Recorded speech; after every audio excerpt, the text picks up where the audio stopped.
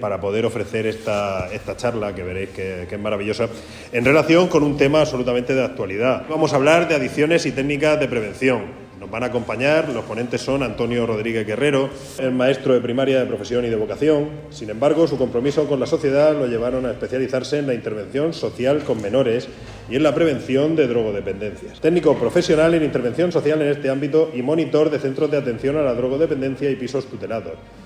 Javier Aparicio Mercader es psicólogo especialista en adicciones, es psicólogo forense con gabinete abierto aquí en Cartagena. Y bueno, como presentador lo que voy a hacer es callarme y sentarme allí para poder escucharlos a ellos. Muchas gracias por haber asistido. Buenas tardes a todos. En primer lugar, quiero agradecer al Grupo Municipal Movimiento Ciudadano de Cartagena y sobre todo al portavoz municipal Jesús Jiménez Gallo por toda la labor que hacéis, por ese compromiso con la sociedad, por esa búsqueda del bienestar social y por hacer posible esta charla. Debemos partir del conocimiento de qué es una adicción, ¿no? Y es que una adicción se define como una dependencia psicológica y en algunos casos física de una sustancia o comportamiento que resulta de una pérdida de control sobre el uso o la realización de esa actividad. Las personas con adicciones a menudo sienten un deseo irresistible y buscan placer a través de esa sustancia o de ese comportamiento. Mira, hay que tener en cuenta que detrás de cada adicción o de cada conducta de riesgo hay algo, ¿no? Hay un problema que lleva a esa persona a refugiarse, digámoslo así, en esa conducta, en esa adicción. Todos los usuarios que llegan a mi centro terapéutico llevan detrás una historia personal, una historia que cuando se conoce nos dice, nos enseña, nos muestra qué no está bien estructurado en esa persona, qué carencias tiene o por qué está en ese momento y en ese punto de su vida. Son historias duras, son historias difíciles, que a veces pues, nos mueven sentimientos, tanto a los voluntarios, monitores, educadores, pero que son historias necesarias para conocer pues, qué ha llevado a esa persona a nuestro centro a pedir ayuda, ¿no? Y por qué se encuentra ahí en ese punto. Pero para las personas de la calle, ajenas a esta problemática, ajenas a la historia de esta persona, simplemente es un drogado más, es un borracho más, es un adicto, ¿no? Que no tiene salvación, míralo, por ahí va, ¿no? Necesitamos quitar ese estigma que recae sobre las personas que tienen una adicción. Necesitamos dar a conocer que necesitan nuestra ayuda, la de todos. Y os puedo asegurar que detrás de cada una de estas personas se esconden unos valores increíbles, unas habilidades fantásticas que llegan a salir de nuevo a la luz una vez que superan y terminan su programa terapéutico. Y es que las adicciones actúan sobre nuestro cuerpo, convirtiéndonos en sus prisioneros e impidiendo que seamos nosotros mismos. Por ejemplo, la heroína, la morfina o incluso el tabaco alteran nuestro medio interno, alteran el pH de nuestra sangre, ¿no? Y crean una dependencia física brutal, ¿no? Otras sustancias, como son, por ejemplo, la cocaína, interfieren en los captadores y receptores de dopamina, bloquean la absorción y la producción de estas sustancias y nos impiden disfrutar de la vida, ¿no? De las pequeñas cosas que hacemos en el día a día. Por ejemplo, cuando salimos a dar un paseo por el campo, cuando estamos con un amigo, incluso cuando preparamos la comida que nos gusta, se van liberando pequeñas cantidades de dopamina en nuestra mente que nos hacen sentir bien con lo que estamos haciendo. La mente de un adicto no funciona así. Como no existe esa dopamina, pues no disfruta con nada de lo que hace, pero al consumir se libera una cantidad brutal de dopamina y le hace sentir eufórico, le hace sentir bien, le hace sentir, que es la palabra que él va buscando, ¿no? Y es que las adicciones nos quitan esa libertad, nos quitan esas sensaciones, ¿no? Y nos van apartando de sentir, de disfrutar de las pequeñas grandes cosas de la vida y nos arrastran a un mundo oscuro donde nos obligan a consumirlas para poder ser felices, pensando que esa es la única forma de felicidad que existe.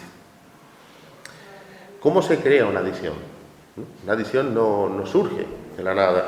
Y creo que entender las etapas de una adicción es importante para poder abordar un problema tan complejo, No se desarrollan de la noche a la mañana. Una persona no se levanta diciendo, hoy voy a ser adicto, voy a perder a mi familia, voy a perder mi trabajo, voy a perder mi dinero, voy a perderme yo, voy a perder mi vida, Sino que lleva una serie de etapas, como veremos a continuación. En esta primera etapa, o en la primera etapa, podemos decir que es la experimentación. Las personas prueban una sustancia buscando esa curiosidad, Buscando esa experimentación. Pasamos posteriormente al uso regular de esa sustancia, donde el consumo se vuelve más predecible y ya planificamos cuándo vamos a consumir. Imaginen, ¿ves el escalón que hay entre una y otra? La tercera etapa sería el abuso. Aquí la persona comienza a experimentar consecuencias negativas, porque antes era positivo y una búsqueda de sensaciones y bienestar, ahora empieza a experimentar consecuencias negativas en áreas como la salud, las relaciones o el trabajo. A pesar de estas consecuencias negativas, la capacidad de controlar el consumo disminuye. Cuarta fase, dependencia. La persona siente la necesidad de la sustancia para funcionar normalmente y experimenta síntomas de abstinencia si intenta dejarla. Y por último tendríamos la adicción plena, donde la sustancia o la actividad ya se convierte en la prioridad central en la vida del individuo.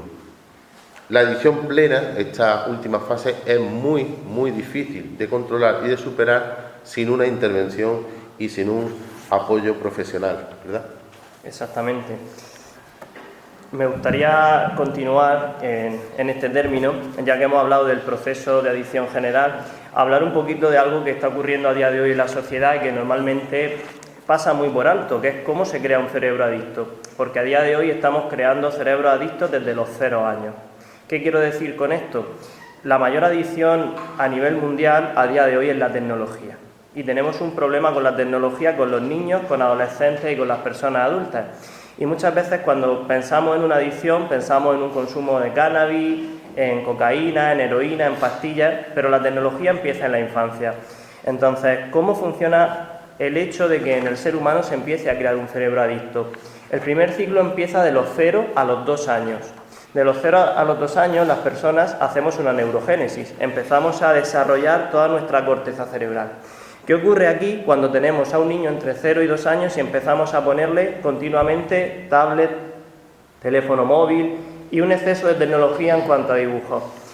El brillo de la pantalla, los continuos estímulos y toda esa sobreinformación, lo que le produce al niño es que empieza a tener un pequeño retraso madurativo. ¿Qué quiero decir? El cerebro se desarrolla de una forma más lenta. El cerebro se desarrolla de una forma peor.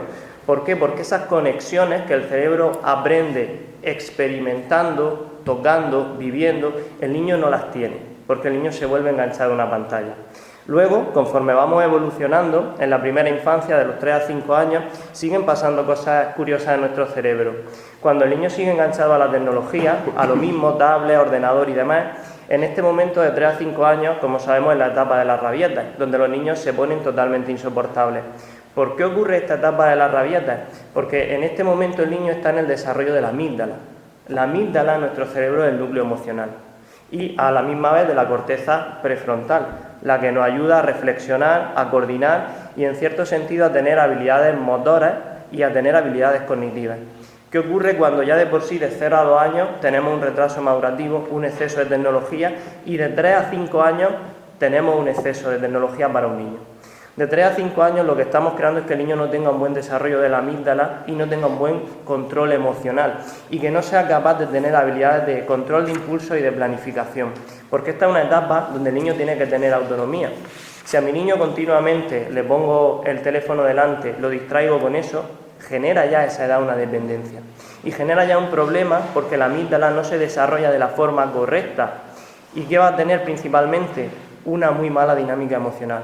Demasiadas rabietas, como he dicho, pobre control de impulsos y en general poco control emocional. A su vez, si seguimos en la siguiente niñez, si seguimos en la etapa de 6 a 10 años, aquí principalmente se está desarrollando algo muy curioso, que es lo que denominamos el sistema límbico. Y podéis preguntaros, ¿qué es el sistema límbico? El sistema límbico es aquel sistema que a todos en el cerebro hace que nos sintamos bien. Hace que liberemos dopamina, serotonina y las famosas endorfinas. Entonces, si seguimos un núcleo viciado de exceso de tecnología, y los expertos dicen que un exceso de tecnología son 4 horas al día o más, cosa que a día de hoy es complicado este dato. Si seguimos con ese exceso de tecnología, ¿qué ocurre? En este sentido, lo que hacemos es que el niño aprenda a tener microliberaciones de dopamina, ¿de acuerdo? ¿Qué son microliberaciones de dopamina? En vez de hacer una liberación normal, por ejemplo, cuando yo hago deporte, cuando yo quiero conseguir una meta y lo obtengo, me siento bien. Cuando termino de hacer un ejercicio físico intenso, me siento bien, porque mi cerebro ahí ha liberado mucha dopamina, mucha serotonina y ha hecho que sea capaz de tener un esfuerzo. Cuando entre los 6 y los 10 años tenemos un chaval que solo juega a la videoconsola, que empieza ya la etapa de las videoconsolas, con lo que eso significa, porque las videoconsolas, muchos juegos, utilizan muchas estrategias cogidas de casino. Esto es algo que no nos dicen. Hay una empresa famosa, que no quiero decir, que tiene el típico juego de pistolas y de fútbol, seguro que ya sabéis a lo que me estoy refiriendo, que ha estudiado todos los mecanismos de los casinos, de todos los casinos de Las Vegas y todas las formas de refuerzo. Y esos mecanismos los implementan los videojuegos. ¿Para qué? Para conseguir microtransacciones que generen un exceso de motivación para conseguir un mejor jugador, una mejor arma y que así el niño libere microliberaciones de dopamina. ¿Qué hace esta microliberación? Que el niño a la larga no sea capaz de hacer un esfuerzo mayor, porque no ha adquirido esa capacidad y porque la estructura cerebral que se encarga de adquirir esto a través de la constancia, de aguantar o de esfuerzos más largos, se ha desarrollado aprendiendo a liberar siempre en pequeño y corto plazo objetivos fáciles y objetivos sencillos. ¿En qué se traduce esto? En una tolerancia a la frustración muy baja, en la incapacidad de estudiar a largo plazo, en el que los niños se sientan que no son capaces porque en cuanto algo no les sale, como ya veníamos de un mal cerebro con un control emocional y aquí principalmente esta estructura genera la motivación y la estamos entre comillas mal utilizando, que sean incapaces de seguir hacia adelante en proyectos grandes. Y a la misma vez en esta etapa hay algo importante, la materia gris. Podemos preguntarnos, ¿qué es la materia gris? Porque el cerebro tiene dos partes, materia gris y materia blanca. ¿Qué hace la materia gris en nuestro cerebro? Pues literalmente la materia gris hace que seamos inteligentes. Una persona con pocas habilidades cognitivas o poco CI tiene una menor materia gris, porque la materia gris se encarga de la reflexión, de los procesos de interiorización y de generar que la información en nuestro cerebro funcione bien. A la misma vez, aquí también tenemos el desarrollo del hipocampo en esta etapa. ¿Qué hace el hipocampo? Permitir tener una buena memoria, principalmente a nivel emocional. ¿Qué ocurre? Si estamos enganchados, tenemos una baja capacidad de memorización y aquellas cosas que son recuerdos emocionales, como abrazo de un padre, una felicitación, no me vale, porque mi condicionamiento emocional viene en los videojuegos, viene en la tecnología o en esas, como digo, microliberaciones de dopamina, que es lo único que me hace que me sienta bien. Y luego ya vamos a una etapa preadolescente, 11 o 12 años, ¿de acuerdo? Aquí también pasa algo muy divertido que no se está contando en la sociedad. Pensar que ya en esta etapa de 11 a 12, si hemos pasado por todo esto, tenemos poco control de impulso, tenemos un chaval que no gestiona bien el término de la motivación, la dopamina en su cerebro, con una mala memoria emocional, con una mala formación, entre comillas, con una mala estimulación en la corteza frontal. ¿Y qué ocurre aquí? Aquí se termina de madurar el sistema límbico y la maduración cerebral. Entre los 11 y los 21 años, que es el tope, se produce esta maduración. Y aquí tenemos dos problemas. Que si continuamos con esta dinámica, el sistema límbico no madura de una forma correcta. Por lo tanto, nos vamos a encontrar un chaval, como ya he dicho, con baja motivación, con poca capacidad de planificación y además algo importante. En esta etapa se producen las siguientes explosiones hormonales para que nos convirtamos todos en lo que conocemos como hombres y mujeres. Y hay algo que es lo que decía que muchas veces nos olvidamos. Hay una hormona importantísima para que el cerebro se desarrolle, porque el cerebro se desarrolla principalmente con la testosterona. Cuando nosotros hacemos en esta etapa grandes liberaciones de testosterona, el cerebro, tanto en el masculino como el femenino, madura y se convierte en un cerebro adulto. Si yo tengo un chaval adicto, si yo tengo un chaval súper estresado por esto, con el cortisol por las nubes, porque solo quiere jugar, porque se encuentra mal, ¿qué va a ocurrir? El cortisol, ese estrés de la tecnología, inhibe la testosterona. Por lo tanto, ¿qué quiero decir? Que estamos teniendo, entre comillas, para siempre, hasta que él decida trabajar esto de una forma más fuerte, a un adulto inmaduro. Porque en una etapa donde la testosterona tenía que madurar el cerebro, el cortisol la inhibe y no la hace. Por eso a lo mejor podéis daros cuenta de que os encontráis a veces en la sociedad gente ya con cierta edad, 25, 30 años, que son como niños y que tienen poca capacidad de frustración, pocas habilidades y muchas veces le echamos de por sí la culpa a la tecnología. Pero es que la tecnología ha inhibido una serie de procesos hormonales, una serie de procesos naturales para las personas que hacen que el desarrollo sea correcto.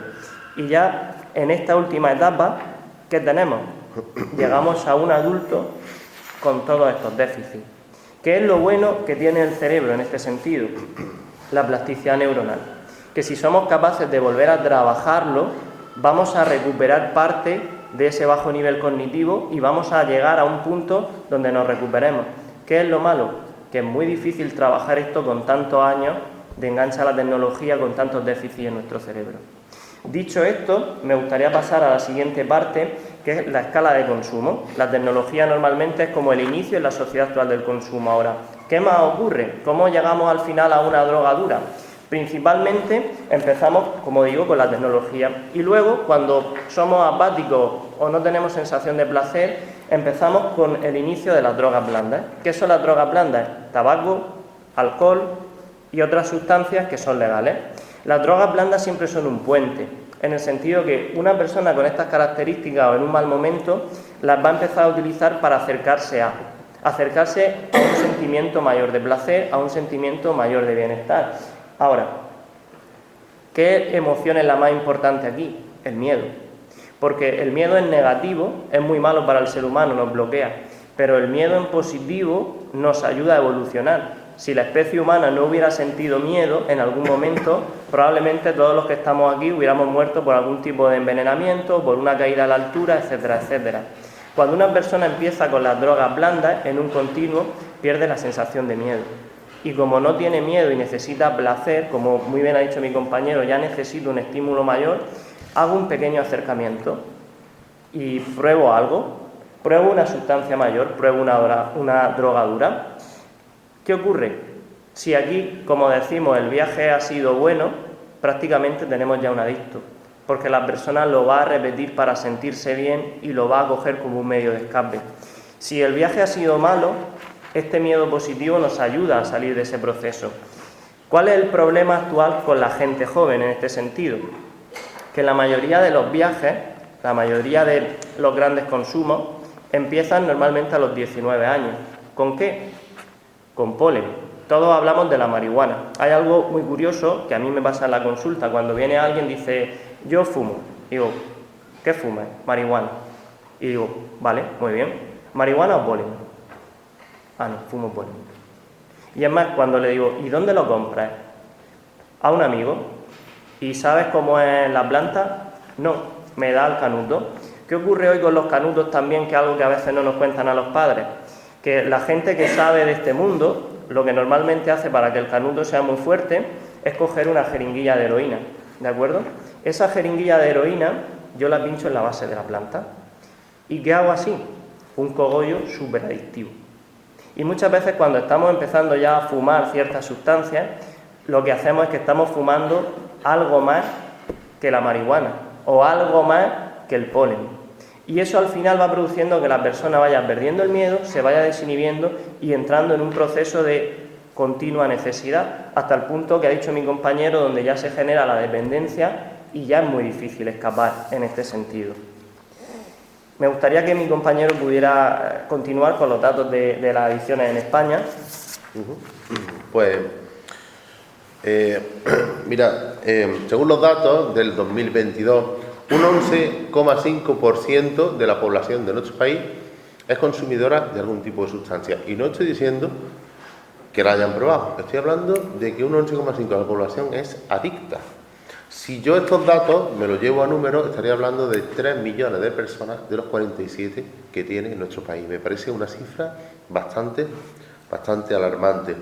No obstante, en 2021, un estudio realizado por expertos en drogodependencia nos dice que el 73,9% de los jóvenes entre 14 y 18 años han experimentado con algún tipo de sustancia.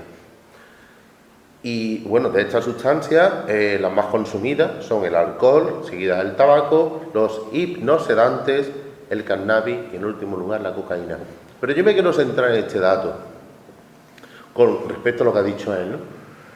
Estamos hablando de un 75% de jóvenes que han probado sustancias. Y me quiero quedar aquí porque cuando un chico joven en esta edad está sano, y entendemos por sano con que tiene una buena red social, tiene una familia que lo apoya, que lo valora, no tiene problemas con sus iguales, no tiene problemas de autoestima, de autoconcepto, por ejemplo, la experimentación con esta sustancia quedaría como algo anecdótico.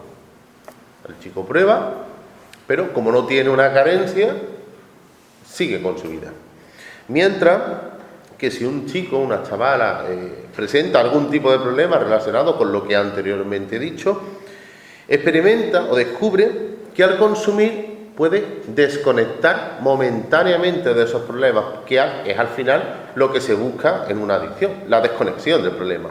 En un consumo buscamos esa desconexión.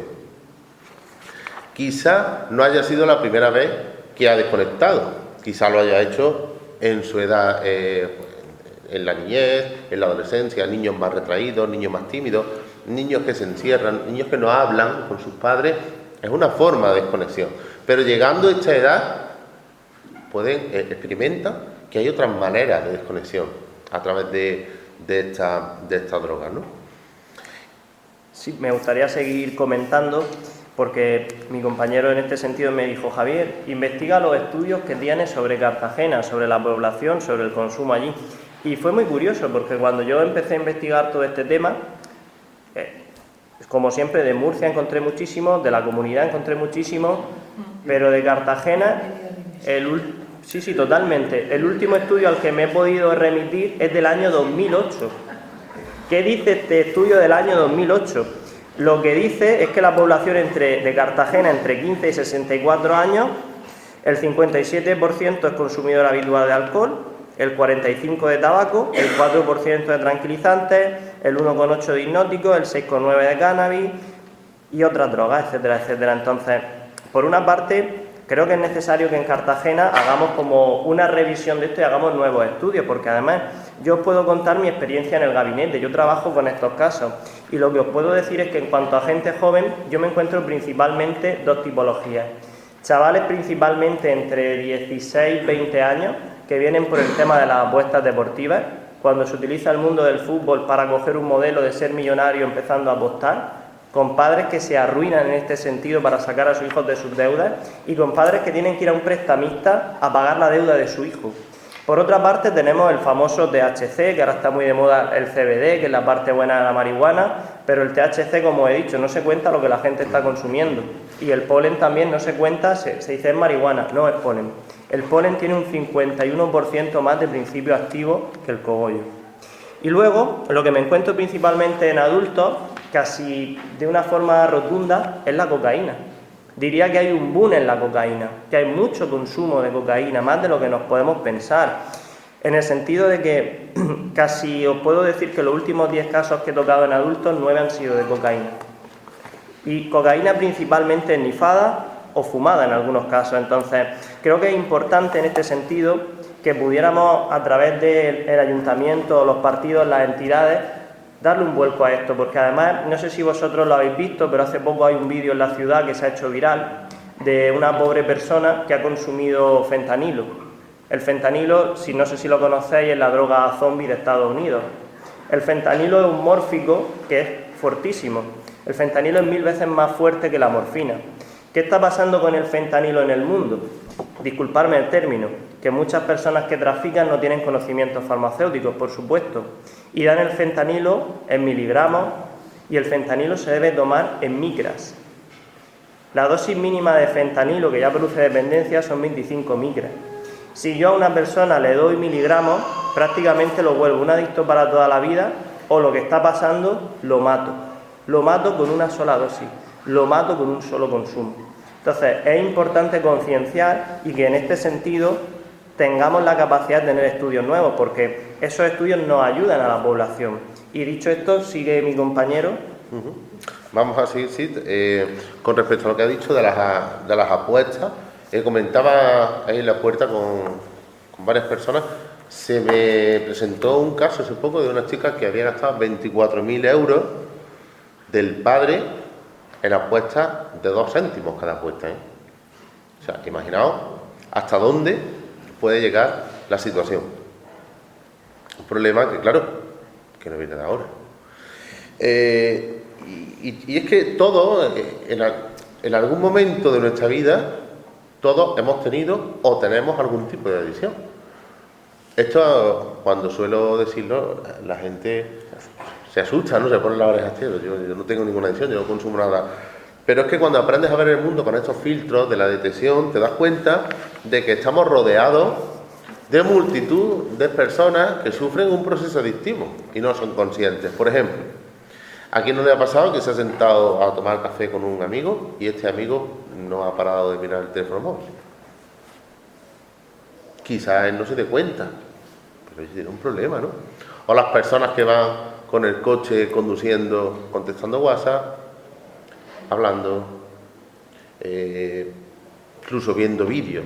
Desde luego no es un hábito saludable, nos está poniendo en riesgo a nosotros, se está poniendo en riesgo a él. Y es que al final estas dos situaciones son un consumo, no con sustancia, pero son un consumo. ¿Por qué? Pues porque se busca esa descarga dopaminérgica y ese alivio inmediato, por no hablar de la ausencia de autocontrol en ambas situaciones, igual que en una adicción con sustancia, ¿no? Esto se ve mucho, como decía mi compañera ahora, en los niños, en el uso de las tecnologías para, digamos, pues tenerlos entretenidos, ¿no? Porque si yo a un niño de 3 años le doy un teléfono, lo entretengo, pero yo prueba a quitarle ese teléfono cuando el niño tenga 7 años. Hay un problema, ¿no? Podríamos decir que se ha creado una conducta adictiva, pero no la ha creado el niño, la hemos creado nosotros. Se la estamos creando nosotros. Además, hoy en día lo tienen los niños todo al alcance de su mano, cómo, dónde y cuándo quieren. Cuando yo era pequeño, los dibujos que me gustaban los echaban los sábados por la mañana. Y si ese sábado tú te tenías que ir con tus padres al campo o a un evento, a cualquier sitio, tú tenías que hacer un trabajo de frustración, no veías los dibujitos y te esperabas a la semana siguiente. Y si podías, los veías, y si no podías, pues no los veías. Y eso era así. Y ese trabajo de frustración lo tenías que hacer. Hoy en día eso no es así. Hoy en día tenemos infinidad de plataformas digitales donde el niño elige lo que quiere ver, cuando lo quiere ver, incluso puede elegir el minuto exacto en el que quiere empezar la reproducción. Y la sociedad está cambiando en ese aspecto, ¿no?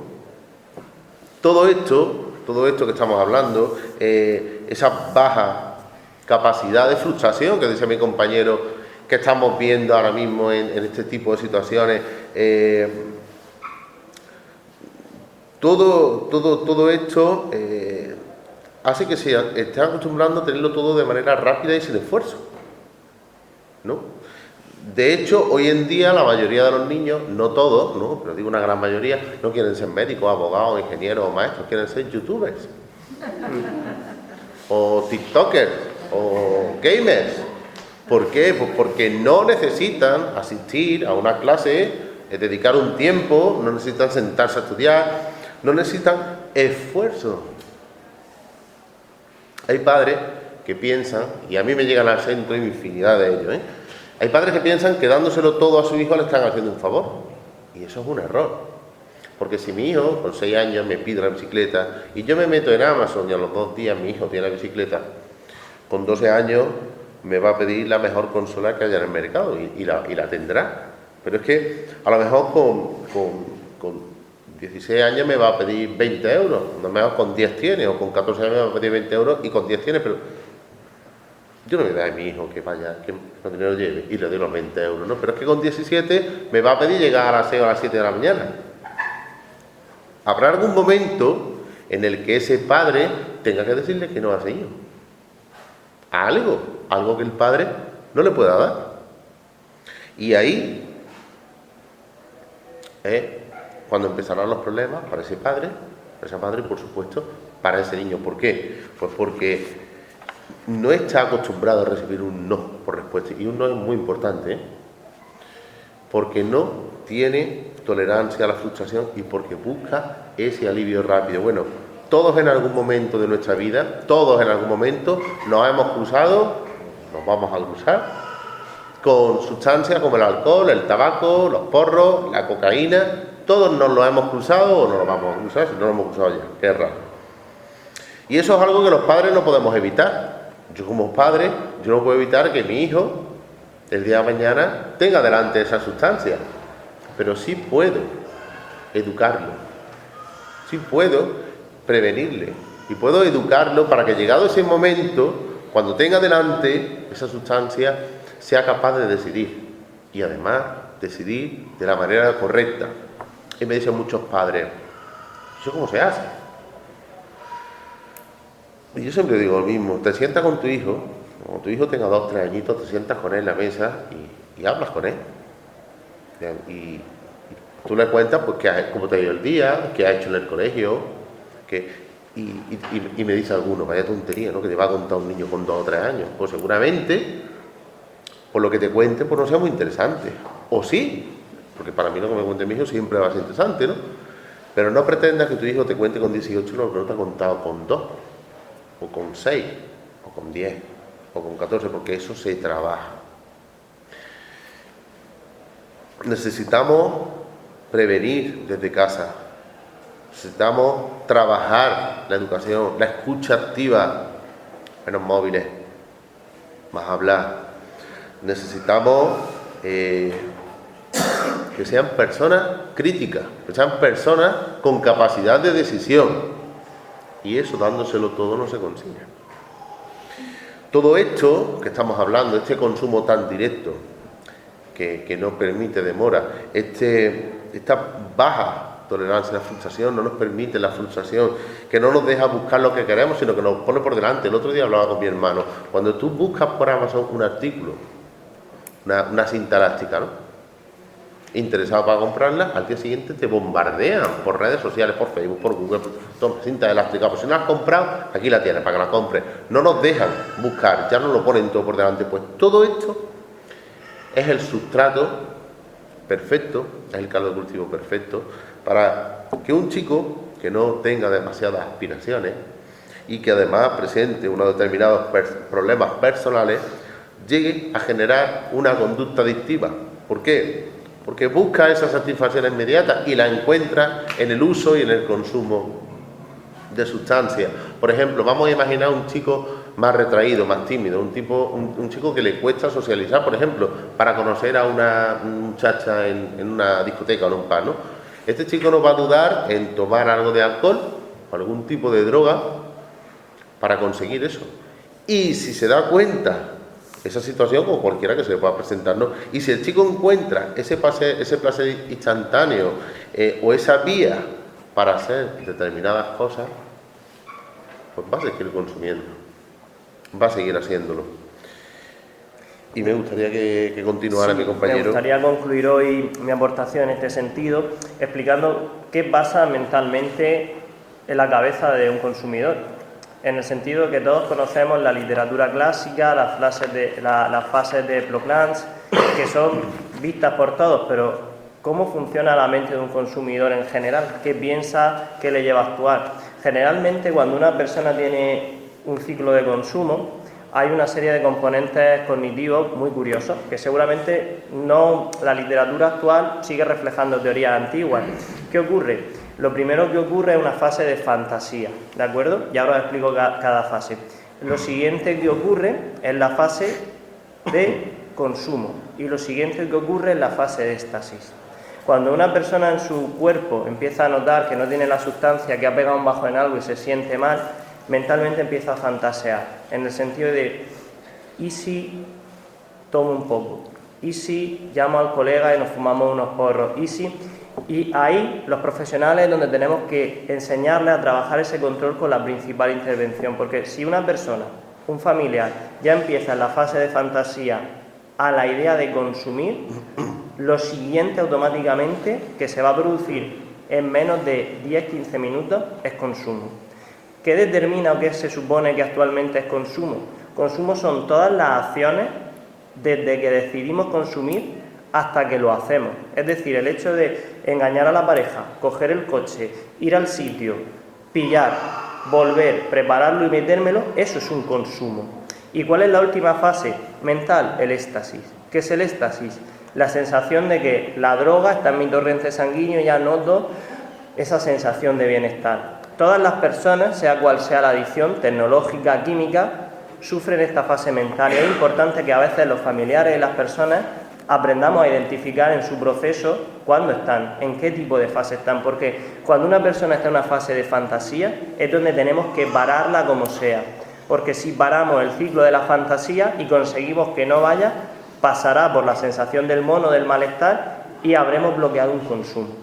Dicho esto, quisiera terminar diciendo que, por supuesto, tanto en las adicciones químicas como no químicas se viven estas fases, exactamente iguales.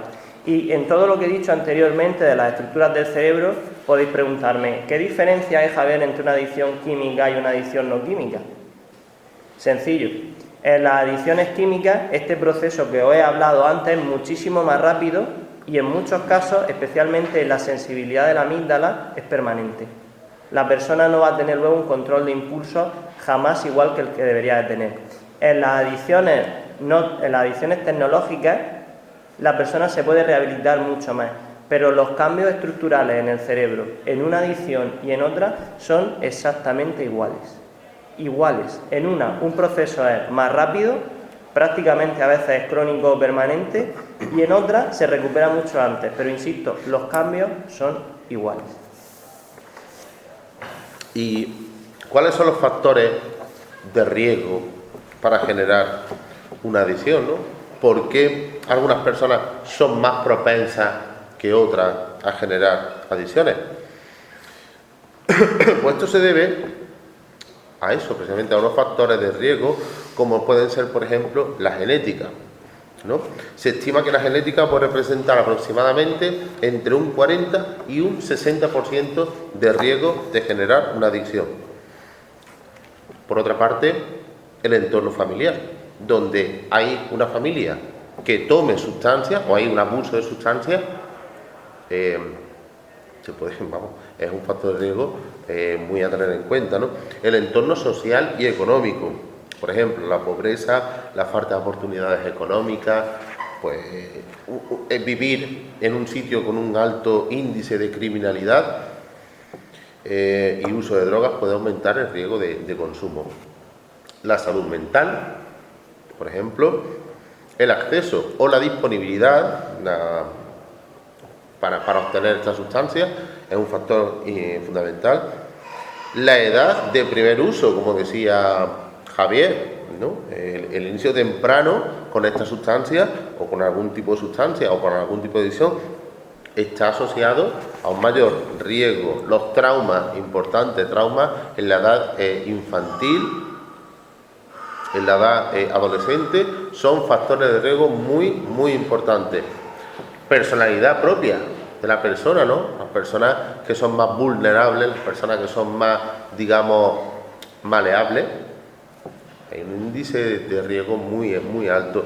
Y por supuesto, la educación y la conciencia. La falta de educación sobre el riesgo y el uso de drogas es un factor muy importante también. Tenemos que concienciar, tenemos que educar, tenemos que Yo a mi hijo, cuando llegue su edad, les hablaré de estos temas. Él conocerá los efectos de estos temas y él será voluntario conmigo en el centro y verá, porque necesitan verlo, necesitan conocer, necesitamos prevenir. Me gustaría que hablaras un poquito del aspecto psicológico, ¿no? Sí, yo ya lo he comentado un poquito antes por el tiempo y sí que creo que o seguimos por la parte o simplemente quisiera animar a la gente, ahora cuando terminemos, a que pudiera echar un vistazo a la novela, porque yo como psicólogo experto en adicciones, la novela Almas de Cristal que ha escrito el compañero me parece muy valiosa, en el sentido de que, ¿cómo decirlo?, a veces leemos ficción o leemos procesos y cuando tú lo lees como experto dices, esto no es real. De hecho, le comentaba antes, esta mañana que me he reunido con él, le decía, esto de la novela ha pasado en algún momento, te lo has inventado, y me decía, sí, eso no, pero sin embargo, yo como psicólogo solo he podido encontrar un detalle en la novela que no encaja de verdad con una persona en ciclos de adicción, en los perfiles que nos encontramos de los personajes en el libro, y creo que es muy valiosa y os animo a todos a que en algún momento podáis echar un vistazo o adquirirla. Muy bien. ¿Qué señales tenemos que tener en cuenta ante una adicción? ¿Qué tenemos que observar? Tenemos un hijo que entra, que sale, que... En primer lugar, es esencial comprender estas señales, identificarlas y en el momento que veamos algo extraño, indagar.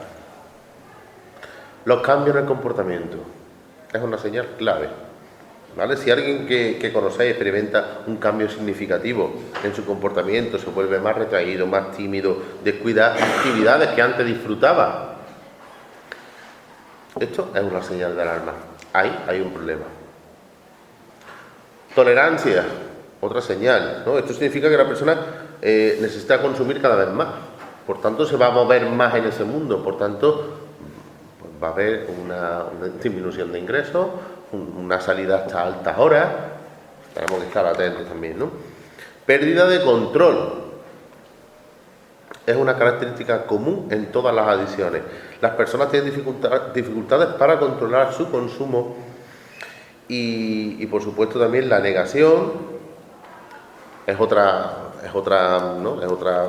factor, y también puede tener graves consecuencias en la salud física, en la salud mental, enfermedades y demás. Yo cuando hablo con una madre y me dice, es que he intentado agredirme, es que he intentado pegarme por dinero, le digo, cuando tu hijo esté así, no lo veas como lo que realmente está viendo en ese momento, porque en ese momento está viendo el yo enfermo. El yo enfermo. Hay un yo disociado ahí, ¿no? Esa disociación es importante porque no nos comportamos igual en diferentes ámbitos, ¿no? Yo, por ejemplo, no me comporto igual aquí que cuando estoy con mis amigos, que cuando estoy con mi familia, ¿no? O cuando estoy con mis alumnos. Ese yo disociado, independiente, es bueno. Pero en este caso se agudiza de una forma que llegan a hacer esto, ¿no? Entonces hay que mirar al adicto como, yo siempre digo, míralo como cuando era pequeño, ¿no? Cuando ese niño es feliz, contento, ese niño que disfrutaba, porque ese está ahí, ese niño está ahí, solo necesita que lo escuchen, necesita salir otra vez. Y es importante estar atentos a esas señales para tratar de impedir que lleguen a eso. Bueno, y en este punto os presento a Dani. Dani es un chico de Oviedo, protagonista de Almas de Cristal, que ya ha recorrido todo este proceso y que presenta una serie de problemas personales que no ha sabido gestionar y parte de una adicción a la cocaína. Por tanto, desde el inicio de la novela ya vamos a partir de una adicción a la cocaína, aunque sí es verdad que vamos a ir viendo en determinados capítulos qué ha llevado a este chico a generar esa adicción. Vamos a ver, si os parece, un pequeño tráiler del libro y nos metemos un poquito en lo que vais a poder encontrar en Almas de Cristal.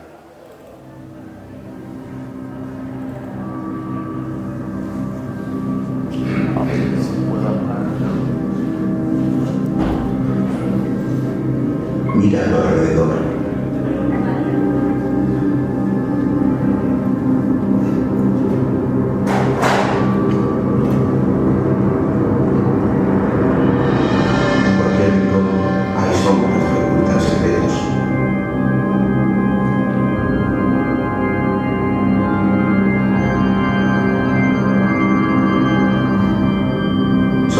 quebradas por el abandono y la soledad.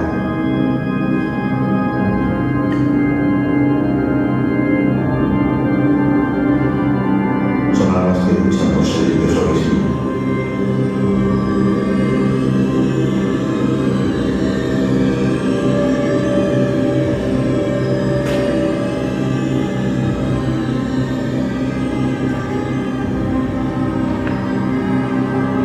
Descubre lo que realmente yace en el sótano de nuestra propia existencia.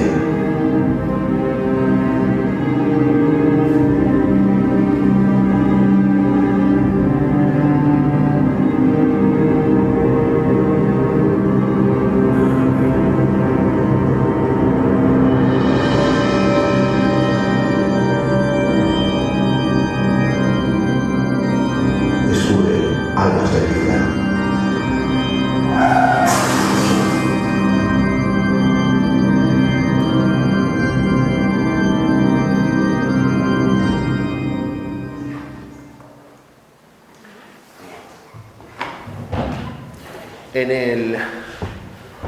No suelo decirlo, la verdad es que...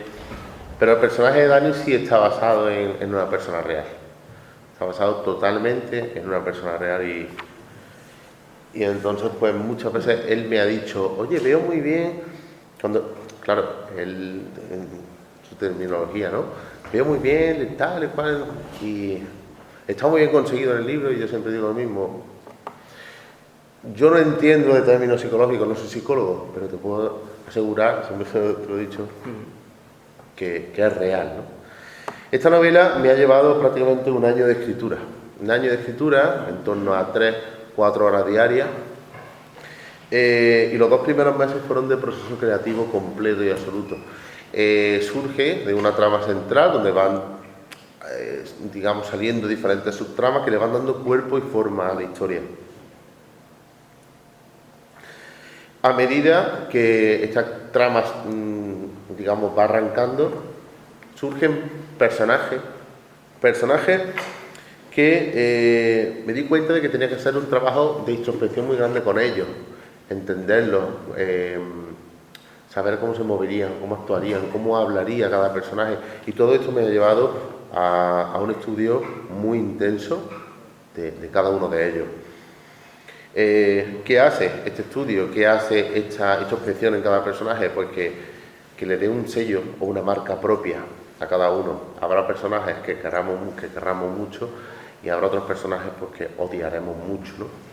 Pero tú piensas que, además, cuando yo empecé a escribir la novela, varios autores me dijeron, tú escribí una novela, porque yo vengo de escribir 2 libros de autoayuda, ¿no?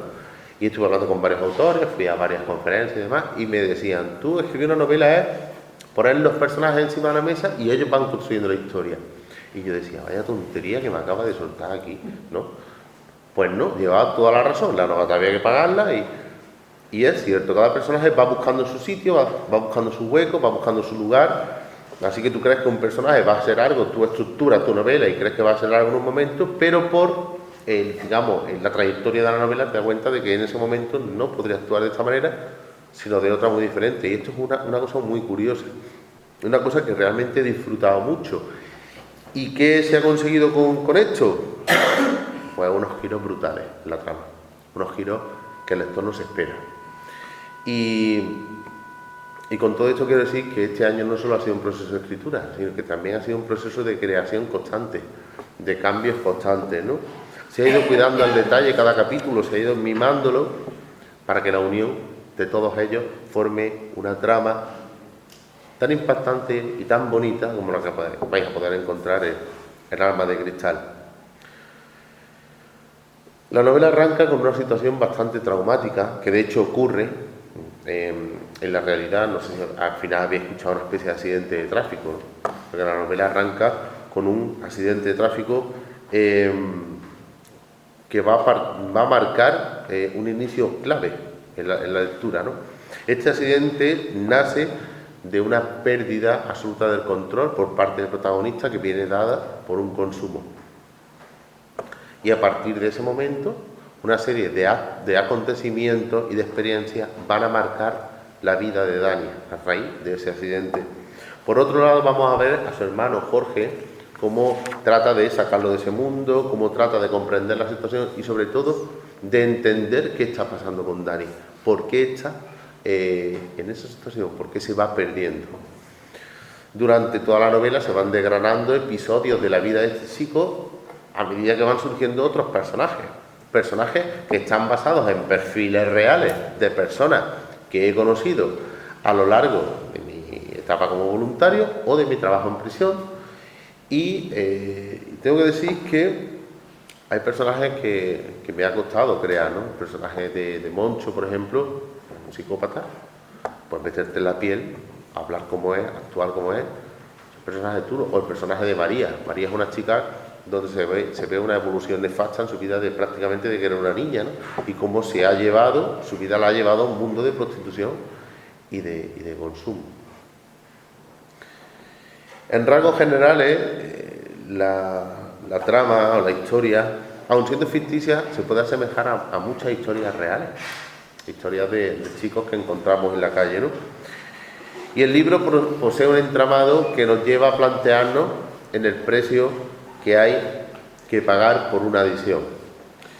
Pero todo esto que estamos hablando, todo esto que hemos dicho de Alma de Cristal, es ficticio, es una historia donde encontramos personajes que nos van a tocar lo más profundo de nuestros sentimientos, ¿no? Pero yo, para poder llegar al lector, necesitaba realidad. Necesitaba que el lector conectara con el libro. Y ahí es donde nace el documental Alma de Cristal. Si el documental lo vais a poder encontrar en un código QR, ¿vale? No el de la solapa es un bookplay, ¿vale? Ese es un bookplay. Unas hojitas más atrás, aquí, un par de páginas más atrás, escaneando este código, vais a poder acceder al documental Alma de Cristal, donde vamos a poder escuchar testimonios reales de personas que han superado una adicción, así como de terapeutas y de una psicóloga que nos van a ayudar a entender más qué es una adicción, cómo se supera y dónde nos puede llevar una adicción. El documental merece mucho la pena, podríamos decir que la novela es el cristal donde se refleja una historia, pero la verdadera cara de ese cristal, con nombre, con apellido, son las personas que han participado en este documental. Personas que han participado con un fin único vinculado a esta novela de ayudar a otras personas. Y eso es muy bonito y eso los hace grandes. Personas que además al día siguiente de haber grabado este documental han seguido con sus vidas, con sus familias, con sus trabajos, por la calle, habiéndose expuesto a algo tan grande, ¿no? Nos va a tocar lo más profundo de los sentimientos, de la conciencia, y nos va a ayudar a entender lo que implica, lo que conlleva, lo que se pierde con la adicción, pero también vamos a poder ver lo que se gana cuando se supera una adicción, una vida plena, una vida feliz, una vida llena de ilusiones, de propósitos, de esperanza. A mí me gustan mucho los trailers, yo digo que una imagen vale más que 1000 palabras.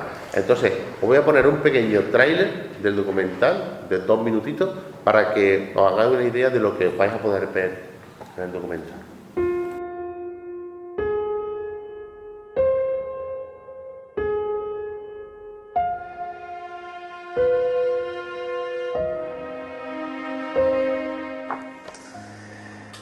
¿Cómo era tu vida antes de la adicción?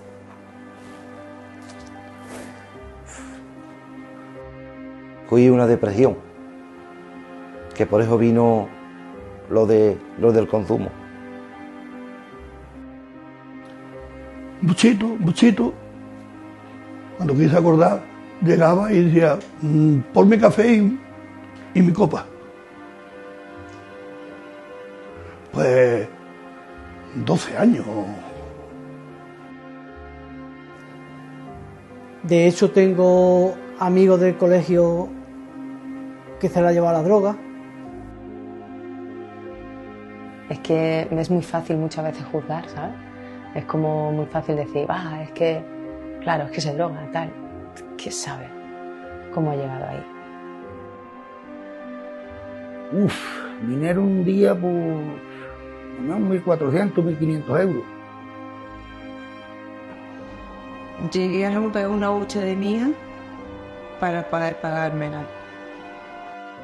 Después de tocar fondo y de la oscuridad y de sentirse muy mal, puede haber mucha luz, y la hay. Y esa luz está dentro de los chicos y de las chicas, está en su interior. Esto es difícil de entender, pero las personas somos libres, decidimos qué hacer con nuestra vida. Y ya mis padres me dijeron, junto con mi hermano, al día siguiente, mira, tú tienes un problema, tú o lo arreglas o tú verás la vida que quieres llevar, pero aquí con nosotros así no. Nos dicen que somos unos cobardes, que somos mala gente, que consumimos porque nos da la gana. Y no es así. No. Nadie quiere que un hijo tuyo o la mujer a la cual te casaste con todo el amor y todo el cariño del mundo te llega a odiar. Eso no lo quiere nadie. Bueno, pero esta es la vida.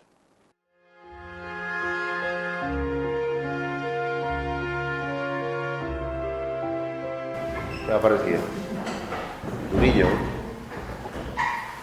El documental, yo quiero valorar en este punto de la presentación y recalcar la valentía de cada una de estas personas, porque hay que ser muy valiente para sentarse en esa silla delante de una cámara y exponer algo tan íntimo como es tu propia vida a todo el mundo, dando lo mejor que una persona puede dar a otra, que eso ayuda, ¿no? Y además os puedo asegurar que lo han hecho con una gana, con una ilusión, con una sonrisa que no lo puedo describir. Es impresionante. Es más, yo me atrevo a decir, como autor de Alma de Cristal, que lo más bonito de haber escrito esta novela, aparte de la propia satisfacción de haberla terminado, es haber contado con estas personas, con estos valientes que han contado su historia apoyando esta novela, ¿no? Y bueno, y estas personas que salen en el documental, personas ya recuperadas, libres de esta carga, son un ejemplo de la sociedad que quiere ayudar a otras, ¿no? Y si vosotros estáis aquí hoy, es por lo pronto porque os interesa el tema, porque os interesa lo que hoy estamos hablando aquí, ¿no? Pero también, seguramente también ahora tengáis la sensación de concienciar, de educar y de hacer llegar este mensaje, ¿no? Con que cada uno de nosotros pusiéramos ese granito de arena y viéramos esto como lo que realmente es, como una enfermedad, estaríamos ayudando a quitar ese estigma. Ese estigma que es el que impide a una persona ponerse en tratamiento. Y esto es muy curioso, esto es súper curioso, y más en los pueblos, ¿no? Porque cuando una persona consume, todo el mundo lo sabe, pero no pasa nada. Sabemos que consume, pero seguimos teniendo, mira, por ahí va, buena relación. Pero cuando una persona decide ponerse en tratamiento, el resto lo mira raro, lo mira diferente, pero no para bien, para mal. A saber cómo estará que ha tenido que ir a un centro. Cuando una persona está enferma va al médico, cuando te duele un pie vas al fisio, y cuando tienes un problema de adicción vas a un psicólogo o vas a una persona especialista, vas a un centro de recuperación. Necesitamos normalizar eso, necesitamos dar a conocer este mensaje. Y yo quiero pedir con la máxima humildad y el máximo cariño del mundo que todos los que estemos aquí hagamos extensiva la labor que estas personas han iniciado, que difundamos el mensaje, que lo hagamos llegar a otras personas, que prestemos el libro para que lo lean cualquier chico, cualquier chica, y que difundáis por Instagram, por Facebook, que lleguemos a gente con este mensaje, porque es la única forma de entender lo que es una adicción, y por separado es muy difícil, pero si todos viéramos esto como lo que realmente es, estaríamos ayudando muchísimo. En el libro podéis encontrar mi Instagram, donde subo contenido prácticamente a diario, os invito a que me sigáis, estaré encantado, y también encontráis un correo electrónico. Ese correo electrónico cumple una doble función. La primera es poder enviar un feedback del libro, ¿Os habéis leído el libro? ¿Queréis comentarme algo del libro? ¿Os ha gustado? ¿Os ha gustado? Esa es la primera función. La segunda función, y la más importante que tiene ese correo electrónico, es que si conocéis a alguien que esté sufriendo, o que vosotros ya tenéis indicios de que pueda estar sufriendo un proceso de adicción y no termina de querer dar el paso en ponerse ayuda, puede escribir a ese correo. Y yo, en la medida de lo posible, estaré encantado de poder atenderlo y mostrarle un poco de luz, un poco el camino, para que se ponga la ayuda, que al fin y al cabo es lo que tiene que hacer, ¿no? Pero siempre es más cercano a una persona que no conoce que a tu propia familia, ¿no? Te cuesta menos trabajo hablar con una persona que está en la antequera que no te conoce de nada, pues ayuda. Yo de nuevo, y para finalizar, quiero agradecer a todos el que estéis aquí, a MC, a Jesús, la oportunidad de hacer esta charla, a Javier, que ha sido un placer preparar esta charla con él, además, vamos, fantástico, y deciros que bueno, el libro lo podéis adquirir aquí, yo estaré encantado de firmarlo. Si conocéis a alguien que no esté y que le interesaría el libro y tal, también podéis encontrarlo por Amazon y próximamente en librerías como el Corte Inglés, FNAC. Y deciros que estoy muy agradecido de verdad de que estéis aquí, espero que os haya gustado y siempre me gusta dejar un poquito, un turno de preguntas, si alguien quiere preguntar algo a mí o a Javier directamente. Y nada, que muchísimas gracias por asistir y ha sido un placer estar con vosotros.